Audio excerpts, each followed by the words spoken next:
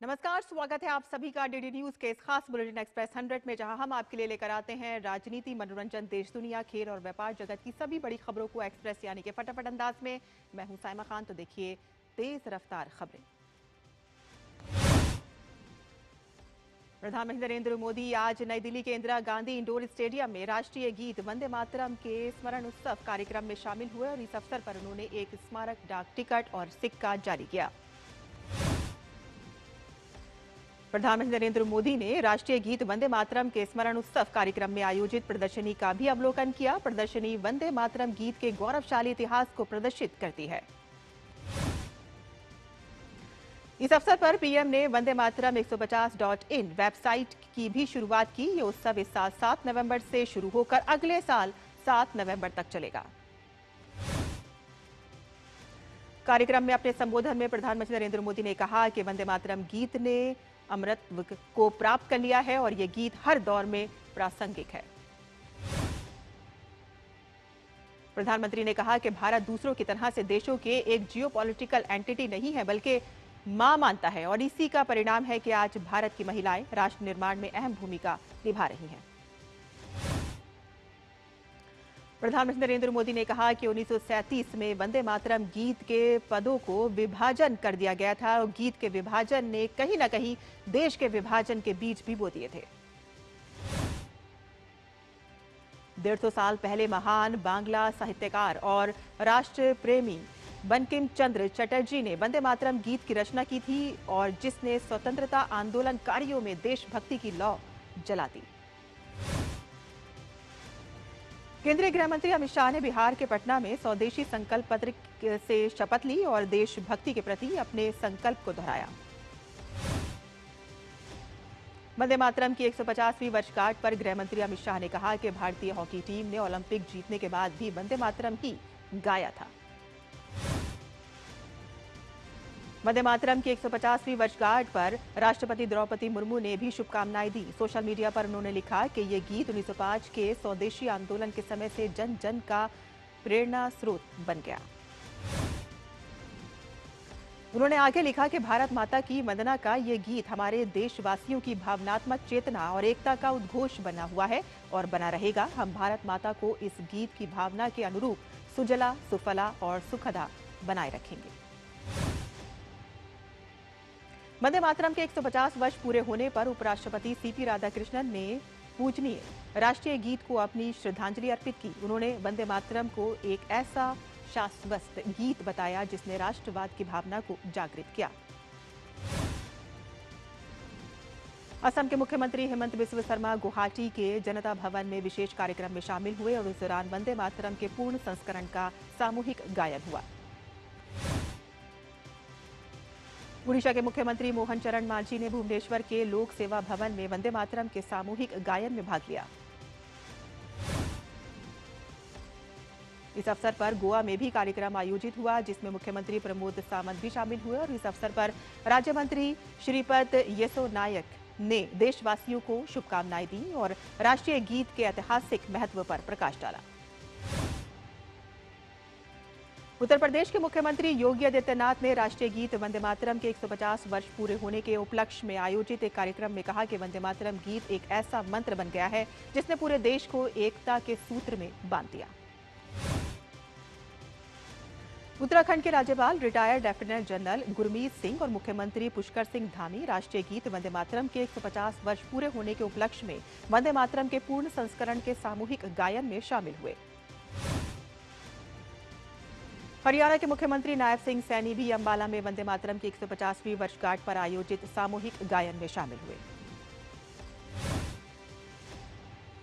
हिमाचल प्रदेश से भाजपा प्रदेश उपाध्यक्ष विपिन सिंह परमार ने भी वंदे मातरम गीत के 150 वर्ष पूरे होने की शुभकामनाएं दी और राष्ट्रीय गीत के ऐतिहासिक महत्व पर प्रकाश डाला। राजस्थान के उदयपुर में राष्ट्रीय गीत वंदे मातरम के 150 वर्ष पूरे होने के अवसर पर विशेष कार्यक्रम का आयोजन किया गया, जिसमें शामिल सभी लोगों ने वंदे मातरम का सामूहिक गायन किया। राष्ट्रीय गीत वंदे मातरम के 150 वर्ष की वर्षगांठ पर गुजरात के कच्छ में कार्यक्रम का आयोजन किया गया, जिसमें गुजरात के उप मुख्यमंत्री हर्ष सांघवी ने बीएसएफ के जवानों के साथ राष्ट्रीय ध्वज फहराया। इस अवसर पर कोटा के उमैद स्टेडियम में भी कार्यक्रम का आयोजन किया गया, जिसमें स्कूल, पुलिस और आर्मी के बैंड प्रस्तुतियां दी गई और इस दौरान राज्य के मंत्री Gautam Kumar, deputy CM doctor Premchand Bairwa और शिक्षा मंत्री मदन दिलावर मौजूद रहे। बीकानेर में प्रभात फेरी के साथ कार्यक्रम की शुरुआत हुई। प्रभात फेरी में सबसे आगे राष्ट्रीय और अंतर्राष्ट्रीय साइकिल धावक रहे। पारंपरिक वेशभूषा में सजे धजे रोबीलों ने भी इसमें भागीदारी निभाई। वंदे मातरम के 150वीं वर्षगांठ के अवसर पर डीडी न्यूज की टीम ने भी राष्ट्रीय गीत का गायन कर अपनी शुभकामनाएं प्रेषित की। केंद्रीय संचार ब्यूरो शिमला में वंदे मातरम ब्यूरो से जुड़े गीत एवं नाटक प्रभाग ने कलाकारों ने संगीत में प्रस्तुतियां दी। प्रधानमंत्री नरेंद्र मोदी आज से अपने संसदीय क्षेत्र वाराणसी के 2 दिवसीय दौरे पर रहेंगे। कल पीएम वाराणसी में 4 नई वंदे भारत ट्रेनों को हरी झंडी दिखाएंगे। नई वंदे भारत एक्सप्रेस ट्रेनें बनारस से खजुराहो, लखनऊ से सहारनपुर, फिरोजपुर से दिल्ली और एर्नाकुलम से बेंगलुरु मार्गों पर चलेंगी। ये यात्रा समय में कमी लाएगी और इससे क्षेत्रीय गतिशीलता बढ़ेगी। बिहार में दूसरे और आखिरी चरण के चुनाव के मद्देनजर चुनाव प्रचार जोरों पर है। आज प्रधानमंत्री नरेंद्र मोदी बिहार के औरंगाबाद और भभुआ में 2 चुनावी रैलियों को संबोधित करेंगे। आज अमित शाह भागलपुर और जमुई में 2 चुनावी रैलियों को संबोधित करेंगे और इसके साथ ही पूर्णिया में उनका रोड शो भी प्रस्तावित है। एनडीए के साथ साथ महागठबंधन भी धुआंधार चुनाव प्रचार में जुटा हुआ है। तेजस्वी यादव, राहुल गांधी समेत कई दिग्गज नेता महागठबंधन में एकजुटता का संदेश देने के लिए पार्टी के समर्थन में चुनावी प्रचार और रैलियां संबोधित कर रही हैं।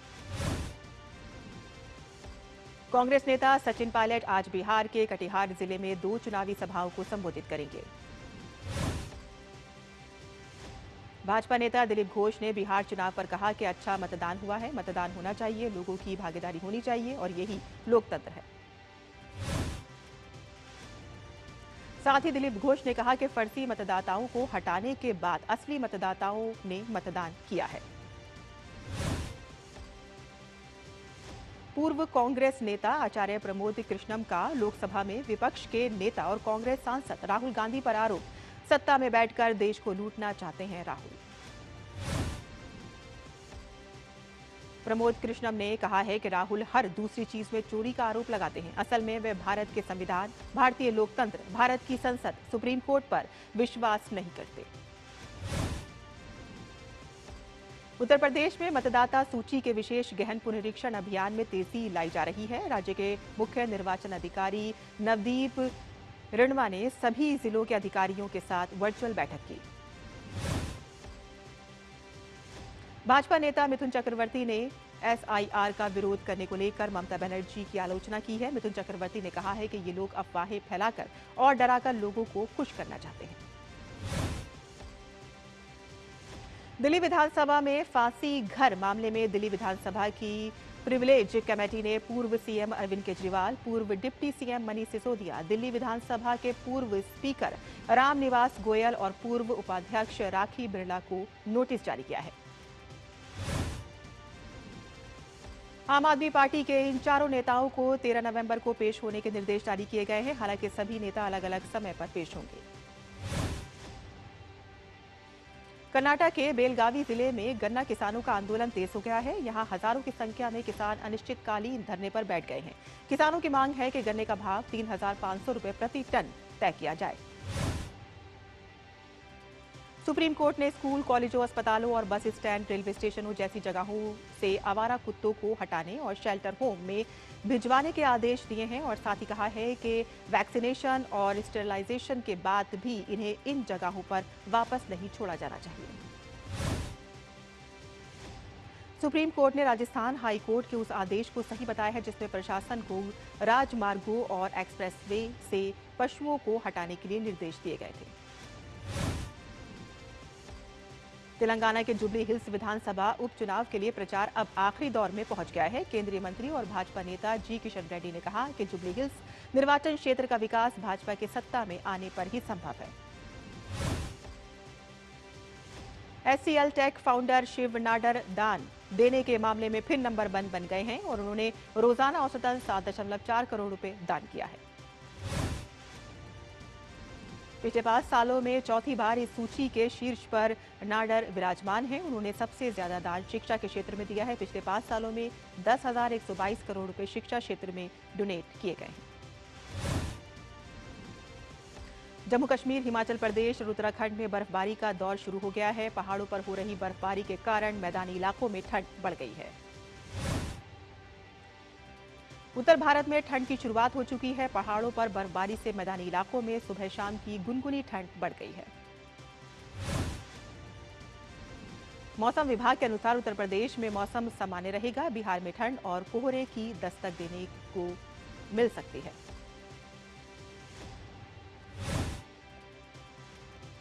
जहां उत्तर भारत में ठंड बढ़ती जा रही है, तो दक्षिण भारत में लगातार बारिश ने लोगों को परेशान कर दिया है। आईएमडी ने तमिलनाडु में 6 से 8 नवंबर तक बारिश की संभावना जताई है, तो वहीं कर्नाटक में भी भारी से अति भारी बारिश होने की संभावना है। और यहां हम रुकते हैं एक छोटे से ब्रेक के लिए। हम जल्द हाजिर होंगे। आप देखते रहिए डीडी न्यूज। पता है हेल्थ इंश्योरेंस आपकी फैमिली के लिए कितना जरूरी है? इतना जरूरी है कि भारत सरकार ने इस पे जीएसटी पूरी तरह से हटाकर 0 कर दिया है। पॉलिसी बाजार पर अब 1 करोड़ का हेल्थ इंश्योरेंस सिर्फ 550 रुपए महीने से शुरू। policybazaar.com। जब धरती चीर कर निकलता है लोहे का पत्थर और मिलता है मोंगिया के जोश से, फिर तपता है, पिघलता है और बनता है फौलाद। अब होता है सरिया सारी खूबियों के साथ। मोंगिया स्टील, मजबूत देश का मजबूत सरिया। ब्रेक के बाद आपका फिर से स्वागत है। आप देख रहे हैं एक्सप्रेस 100 खबरें तेज रफ्तार। शेयर बाजार में लाल निशान के साथ खुला सेंसेक्स शुरुआती कारोबार में 631.93 अंक की गिरावट के साथ 82,679.08 अंक पर आ गया और एनएसई निफ्टी 184.55 अंक फिसलकर 25,325 अंक पर रहा। बीमा कंपनी लाइफ इंश्योरेंस कॉर्पोरेशन का स्टैंड अलोन मुनाफा वित्त वर्ष 26 की दूसरी तिमाही में सालाना आधार पर 32% बढ़कर 10,053.39 करोड़ रुपए हो गया है। कैरवेल मिनरल्स ने ऐलान किया है कि कंपनी ने अडानी इंटरप्राइज लिमिटेड की सहयोगी कंपनी कच्छ कॉपर लिमिटेड के साथ नॉन बाइंडिंग एमओयू साइन किया है। केंद्रीय वित्त मंत्री निर्मला सीतारमण ने कहा है कि बैंकों को अपने ग्राहक आधार को बढ़ाने के लिए टेक्नोलॉजी के साथ पर्सन टू पर्सन कनेक्ट पर भी फोकस करने का भी आवश्यकता है और साथ ही ग्राहकों की सुविधा के लिए स्थानीय भाषा को भी प्राथमिकता देनी चाहिए। केंद्रीय विज्ञान एवं प्रौद्योगिकी मंत्री डॉक्टर जितेंद्र सिंह ने इनोवेशन को बढ़ावा देने के लिए अर्ली इंडस्ट्री लिंकेज और निवेशकों के लगातार जुड़ाव के महत्व पर जोर दिया। दिल्ली में शहरी सहकारिता बैंकों और क्रेडिट सोसाइटियों का महाकुंभ 10 और 11 तारीख को होगा, जिसमें देश भर के करीब 1500 शहरी सहकारिता बैंक और हजारों क्रेडिट सोसाइटियां हिस्सा लेंगी। जेएम फाइनेंशियल का चालू वित्त वर्ष की दूसरी तिमाही में एकीकृत शुद्ध लाभ 16% से बढ़कर 270 करोड़ रुपए हो गया। टीवीएस मोटर कंपनी ने कहा है कि उसने बाइक टैक्सी सेवा प्रदाता रैपिडो में अपनी हिस्सेदारी 287.93 करोड़ रुपए में बेचने के लिए समझौते किए हैं। भारतीय स्टेट बैंक द्वारा दी गई घोषणा के अनुसार बैंक अपनी सहयोग company SBI fund management limited में 6.3% हिस्सेदारी आईपीओ के जरिए बेचने जा रही है। भारत की सोलर फोटोवोल्टिक मॉड्यूल मैन्युफैक्चरिंग क्षमता मार्च 2027 तक बढ़कर 165 गीगावाट से अधिक होने का अनुमान है, जो कि मौजूदा समय में करीब 109 गीगावाट की है। और एक लेटेस्ट रिपोर्ट में कहा गया है कि आर्टिफिशियल इंटेलिजेंस कर्मचारियों के लिए वर्क प्लेस पर उनके काम करने के तरीकों को बदलने को लेकर एक अहम फैक्टर बन रहा है। 2025 की तीसरी तिमाही में भारत में वेयरहाउसिंग सेक्टर की वृद्धि में मैन्युफैक्चरिंग ने लीड किया है, जिसके तहत सितंबर तिमाही में ऑब्जर्वर्स ने 17.1 मिलियन स्क्वायर फीट दर्ज किया गया और ये सालाना आधार पर 16% की वृद्धि थी। A&P ग्लोबल द्वारा जारी डेटा के अनुसार HSBC Indian services purchasing managers index इस वर्ष अक्टूबर में 58.9 दर्ज किया गया, जो दर्शाता है कि भारत के सर्विस सेक्टर की ग्रोथ कुल मिलाकर मजबूत बनी हुई है। SBI की अगुवाई में सरकारी बैंकों ने चालू वित्त वर्ष 2025-26 की सितंबर तिमाही में रिकॉर्ड 49,546 करोड़ रुपए का मुनाफा कमाया है और ये सालाना आधार पर 9% अधिक है। इस वित्त वर्ष की पहली छमाही की दौरान निर्यात में मजबूत वृद्धि से उत्साहित एप्पल इंक सरकार के साथ चर्चा के आधार पर 2025-26 के लिए भारत में 28 अरब डॉलर के उत्पादन का लक्ष्य लेकर चल रही है और जिसमें निर्यात और घरेलू बिक्री दोनों शामिल हैं। ओला इलेक्ट्रिक ने कहा है कि उसने ऑटो बिजनेस ने वित्त वर्ष 2025-26 की दूसरी तिमाही में पहली बार ऑपरेटिंग प्रॉफिट दर्ज किया है। कंपनी ने इसे फाइनेंशियल स्टेबिलिटी की दिशा में एक बड़ा मील का पत्थर बताया। भारत के रियल सेक्टर का आकार 2047 तक 5 से 10 ट्रिलियन डॉलर तक पहुंचने का अनुमान है, जो कि फिलहाल करीब 0.3 ट्रिलियन डॉलर है। स्टार्टअप एक्सेलरेटर वेबएक्स ने 25 से 24 नवंबर तक IFFI गोवा 2025 में वेब्स बाजार में भाग लेने के लिए स्टार्टअप को आमंत्रित किया है। प्रशिक्षण महानिदेशालय और ऑटोडेस्क ने डिजिटल डिजाइन को बढ़ावा देने के लिए देश भर के राष्ट्रीय कौशल प्रशिक्षण संस्थानों और औद्योगिक प्रशिक्षण संस्थानों में शिक्षकों और प्रशिक्षकों के बीच कौशल निर्माण हेतु एक औपचारिक समझौता ज्ञापन पर हस्ताक्षर किए। इस पहल का उद्देश्य प्रशिक्षकों और शिक्षकों की डिजिटल क्षमताओं को सुदृढ़ करना, छात्रों में रोजगार परक कौशल में विकास और वास्तुकला, इंजीनियरिंग, विनिर्माण और निर्माण जैसे उद्योगों की जरूरतों के लिए भारत के कार्यबल को तैयार करना है। अमेरिकी राष्ट्रपति डोनाल्ड ट्रंप ने एक बार फिर से प्रधानमंत्री नरेंद्र मोदी की तारीफ की है और साथ ही ट्रंप ने अगले साल भारत आने के संकेत भी दिए हैं। व्हाइट हाउस में पत्रकारों से बातचीत के दौरान डोनाल्ड ट्रंप ने भारत के साथ व्यापार समझौते पर बोलते हुए कहा कि प्रधानमंत्री नरेंद्र मोदी के साथ उनकी बातचीत बहुत अच्छी चल रही है। साथ ही अमेरिकी राष्ट्रपति डोनाल्ड ट्रंप ने यह भी कहा है कि वो दोनों देशों के बीच व्यापारिक संबंधों को मजबूत करने के प्रयासों के तहत अगले साल भारत आने की योजना बना रहे हैं। संयुक्त राष्ट्र मानवाधिकार परिषद ने सूडान की स्थिति पर आपात बैठक बुलाने का निर्णय लिया है और ये बैठक 14 नवंबर को आयोजित की जाएगी, जिसमें अल फाशिर शहर में हुए नरसंहार और मानवाधिकार उल्लंघनों पर चर्चा की जाएगी। संयुक्त राष्ट्र के मानवाधिकार कार्यालय के अनुसार शहर पर कब्जे के दौरान सैकड़ों नागरिकों की हत्या की आशंका है और यही कारण है कि अंतर्राष्ट्रीय समुदाय ने तत्काल मानवीय हस्तक्षेप की मांग की है। संयुक्त राष्ट्र सुरक्षा परिषद ने सीरिया के राष्ट्रपति और उनकी सरकार के कुछ सदस्यों पर लगे प्रतिबंध हटाने के लिए अमेरिकी प्रस्ताव को मंजूरी दी है और ये ऐतिहासिक फैसला उस समय आया है कि जब सीरिया के राष्ट्रपति कुछ दिनों में अमेरिका के राष्ट्रपति डोनाल्ड ट्रंप से मिलने व्हाइट हाउस पहुंचने वाले हैं। इस प्रस्ताव के पक्ष में 14 सदस्य देशों ने मतदान किया है, जबकि चीन ने वोटिंग से परहेज किया है। अमेरिका के संयुक्त राष्ट्र राजदूत माइक वॉल्टिस ने कहा है कि यह फैसला सीरिया के लिए एक नए युग की शुरुआत है। इजरायली सेना ने गुरुवार को दक्षिणी लेबनान पर भारी हवाई हमले किए हैं और इसके बाद उसने कई स्थानों को खाली करने के आदेश जारी किए हैं। इजरायली सेना ने कहा है कि लेबनानी सशस्त्र समूह हिजबुल्लाह अपनी सैन्य क्षमताओं का पुनर्निर्माण करने की कोशिश कर रहा है। बोलीविया की पूर्व राष्ट्रपति जिनेन एनेस को सुप्रीम कोर्ट द्वारा 4 साल की अधिक समय से चल रही निवारक हिरासत के बाद जेल से रिहा कर दिया गया है और कोर्ट ने उनकी 10 साल की सजा रद्द कर दी है। स्वीडन के पश्चिमी तट पर स्थित गोथेन बर्ग लैंड बैटर हवाई अड्डे पर गुरुवार को एक या एक से अधिक ड्रोन देखे जाने के बाद यातायात को रोक दिया गया। और फिलीपीन में आए शक्तिशाली तूफान कालमार्गी में भारी तबाही मचाई है। तूफान के कारण अब तक 114 लोगों की मौत हो गई है, जबकि 127 लोग लापता बताए जा रहे हैं। तो वहीं तूफान से 21 लाख से अधिक लोग प्रभावित हुए हैं। तूफान कालमेगी ने वियतनाम में दस्तक दे दी है, जिसके कारण अधिकारियों को हजारों उड़ानें रद्द करनी पड़ी हैं और लोगों को घरों के अंदर रहने का आदेश देना पड़ा है।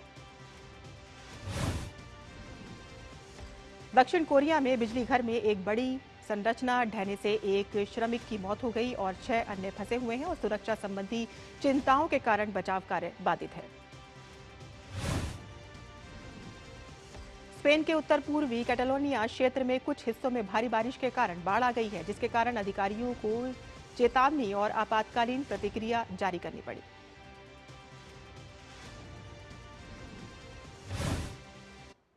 और आइए आपको सीधे लिए चलते हैं बिहार के जमुई, जहां पर गृह मंत्री अमित शाह रैली को संबोधित कर रहे हैं। मगर नीतीश बाबू ने जंगल राज को समाप्त कर दिया है। मोदी जी ने 10 साल के अंदर बिहार के हर कोने में इंफ्रास्ट्रक्चर बनाकर रोड, पुल, पुलिया, बिजली के कारखाने, गन्ने की फैक्ट्रियां, इथेनॉल की फैक्ट्रियां, खाद की फैक्ट्रियां बिछाकर बिहार के विकास की शुरुआत की है। अगले 5 साल बिहार को विकसित बनाने के 5 साल है। जमुई वालों, विकसित बनाने के 5। एक और 5 साल हमें मैंडेट दे दीजिए, हम बिहार को पूर्ण विकसित राज्य बनाएंगे, पूर्ण विकसित राज्य बनाएंगे। और गलती हो गई और लालू के बेटे को अगर जिता कर लाए तो मैं आपको बताता हूं, हम जीतेंगे तो बिहार को बाढ़ मुक्त बनाने का एक नया डिपार्टमेंट खोलने वाले। गंगा, गंडक, कोसी, इसका पानी हमारे किसानों के खेत तक पहुंचाने की व्यवस्था भारतीय जनता पार्टी करेगी। अगर लालू का बेटा जीता तो अपहरण करने का एक नया डिपार्टमेंट खोलेगा। मुझे बताओ भाई, बाढ़ मुक्त बिहार के लिए बिहार को बाढ़ मुक्त करने का डिपार्टमेंट चाहिए या अपहरण करने का डिपार्टमेंट चाहिए? बताओ भाइयों बहनों, हमने तय किया है कि बिहार के अंदर छोटे छोटे उद्योग और बड़े उद्योग लगाने के लिए संकलन करने का काम करेंगे। अगर ये जीते तो फिरौती करने वाला और हत्या का मैनेजमेंट करने वाला डिपार्टमेंट चलाएंगे। अपना बिहार फिर से एक बार खून से रक्त रंजित हो जाएगा। भाइयों बहनों, हम यहां पर जंगल राज को पहले जो भुगत चुके हैं, इसको आने नहीं देंगे। इस इलाके से अब एक्सप्रेस वे भी गुजर रहा है, मेडिकल कॉलेज भी खुल गया है और जमुई से और देवधर से हवाई सेवा शुरू हुई है। ये दोनों एयरपोर्ट को हम विश्व स्तरीय बड़ा एयरपोर्ट बनाने का काम करेंगे। बड़ा एयरपोर्ट। भाइयों बहनों, अगले 5 साल में जमुई के प्राकृतिक सौंदर्य का उपयोग कर हमारे जमुई को हम पर्यटन का बड़ा केंद्र बनाने वाले हैं, बड़ा केंद्र बनाने वाले हैं। और भाइयों बहनों, मुझे बताओ जरा, अयोध्या में राम मंदिर बनना चाहिए था या नहीं बनना चाहिए? ऐसे ने भाई बाहर धूप में खड़े, वो भी बताए बनना चाहिए था या नहीं बनना चाहिए था? 550 साल पहले बाबर ने राम मंदिर को तोड़ा था, तब से पहले मुगलों ने अटकाया, फिर अंग्रेजों ने अटकाया, फिर कांग्रेसियों ने अटकाया, फिर ये लालू ने अटकाया। मोदी जी को 2019 में आपने प्रधानमंत्री बनाया, 19 में भूमि पूजन किया और 24 में प्राण प्रतिष्ठा कर कर जय श्री राम। भाइयों बहनों, अयोध्या में तो भव्य उत्तुंग राम मंदिर बन चुका है, परंतु हमारे बिहार में सीता माता का जन्म हुआ था। सीता जी का भव्य मंदिर बनना चाहिए या नहीं बनना चाहिए? अरे जोर से बोलो, बनना चाहिए या नहीं बनना चाहिए? आप चिंता मत करो जमुई वालों, 2 माह पहले नीतीश बाबू और मैंने भूमि पूजन किया है। 2 साल में 850 करोड़ से सीतामढ़ी में पुनौरा धाम में मां सीता का भव्य मंदिर बना देंगे, भव्य मंदिर। ये लालू प्रसाद। तो अब ये सीधा प्रसारण बिहार के जमुई से देख रहे थे, जहां एनडीए के स्टार प्रचारक और गृह मंत्री अमित शाह एक चुनावी रैली को संबोधित कर रहे थे। बता दें आपको कि बिहार में दूसरे चरण का मतदान 11 तारीख को होने वाला है और इसी के तहत तमाम बड़े नेता वहां पर वोटरों को अपनी तरफ करने के लिए वहां पर चुनावी रैलियां कर रहे हैं और थोड़ी देर में प्रधानमंत्री भी वहां पर पहुंचने वाले हैं। और इसी के साथ ही एक्सप्रेस न्यूज में फिलहाल इतना ही। हमें दीजिए इजाजत, लेकिन आप देखते रहिए डीडी न्यूज। नमस्कार।